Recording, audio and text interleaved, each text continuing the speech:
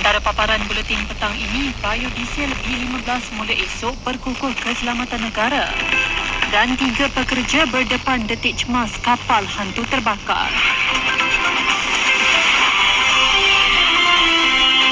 Assalamualaikum dan salam Malaysia Madani, bersama saya Putri Aulin Sofia Sulaiman dalam buletin Terengganu FM, buletin sepenuhnya.